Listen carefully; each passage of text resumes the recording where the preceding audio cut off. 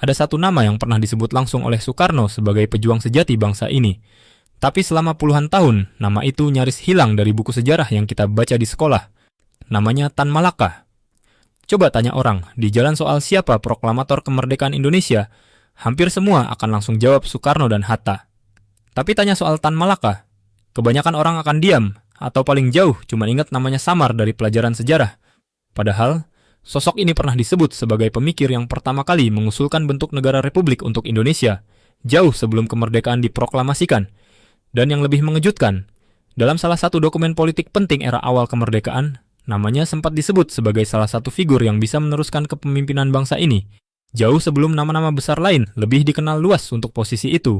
Tapi kenapa nama sebesar ini nyaris hilang dari ingatan kolektif kita? Itu yang akan kita telusuri. Tan Malaka lahir tanggal 2 Juni 1897 di Nagari Pandam Gadang, Sumatera Barat, dengan nama asli Ibrahim, yang kemudian mendapat gelar adat Datuk Sutan Malaka. Sejak muda, dia dikenal punya kecerdasan menonjol, khususnya di bidang ilmu pasti.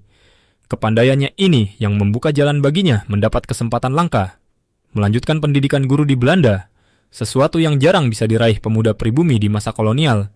Di Belanda inilah pemikirannya soal kebangsaan dan keadilan sosial mulai terbentuk.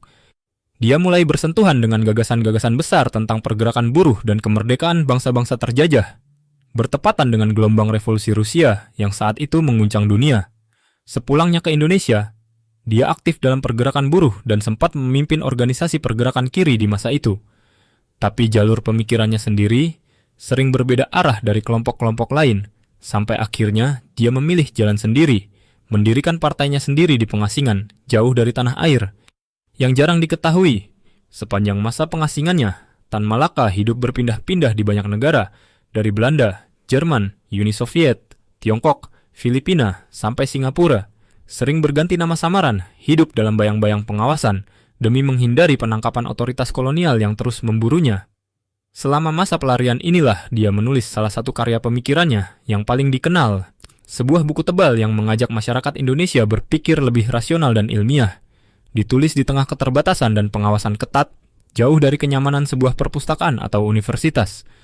Lebih dari 2 dekade dia hidup seperti ini, berpindah negara, berganti identitas, sambil terus menulis dan menyusun gagasan tentang bagaimana seharusnya bangsa ini kelak berdiri sendiri. Setelah bertahun-tahun dalam pelarian, Tan Malaka akhirnya kembali ke Indonesia menjelang, dan pasca proklamasi kemerdekaan 1945, masa paling krusial dalam sejarah bangsa ini. Kepulangannya disambut dengan harapan besar dari sebagian kalangan pergerakan. Sosok yang selama ini cuma dikenal lewat tulisan dan cerita, akhirnya hadir langsung di tengah perjuangan mempertahankan kemerdekaan yang baru saja diproklamasikan. Tapi kepulangannya bukan tanpa rintangan. Tahun 1946, dia sempat ditangkap dengan tuduhan terlibat gerakan menentang kebijakan pemerintah saat itu. Dia sempat ditahan cukup lama, sebelum akhirnya pengadilan menyatakan dia tidak terbukti bersalah dan dibebaskan. Setelah dibebaskan, dia tidak berhenti. Dia mendirikan partai politiknya sendiri, mengusung gagasan yang dia sebut sebagai gabungan antara politik, ekonomi, dan militer. Sebuah kerangka berpikir yang menurutnya paling cocok untuk kondisi Indonesia yang baru merdeka dan masih rapuh. Meski begitu, situasi politik nasional saat itu sangat rumit dan terus bergejolak. Berbagai kelompok punya pandangan berbeda soal arah perjuangan bangsa, dan Tan Malaka, dengan pemikirannya yang sering berbeda dari arus utama, berada di posisi yang tidak mudah di tengah semua itu. Dia memilih turun langsung ke wilayah pergerakan gerilya, alih-alih tinggal aman di kota-kota besar tempat perundingan diplomatik berlangsung. Sebuah pilihan yang mencerminkan keyakinannya sendiri soal bagaimana perjuangan seharusnya dilakukan. Pada 21 Februari 1949, di tengah gejolak revolusi yang masih berlangsung, Tan Malaka dieksekusi di Jawa Timur. Situasi saat itu sangat kacau. Revolusi kemerdekaan masih berlangsung di berbagai wilayah. Komunikasi antar kelompok pejuang sering terputus, dan banyak keputusan penting diambil cepat di lapangan tanpa proses yang jelas tercatat. Dan disinilah bagian paling misterius dari kisahnya dimulai. Selama puluhan tahun setelah kematiannya, keberadaan jenazah dan lokasi pemakaman Tan Malaka sama sekali tidak diketahui publik. Sebagian catatan bahkan menyebut jenazahnya sempat dianggap tidak pernah ditemukan, bertahun-tahun berlalu tanpa kejelasan. Keluarganya, kolega politiknya, bahkan sejarawan sekalipun tidak punya jawaban pasti. Sosok yang dulu begitu vokal dan aktif, kini seolah lenyap tanpa jejak fisik yang bisa dikonfirmasi.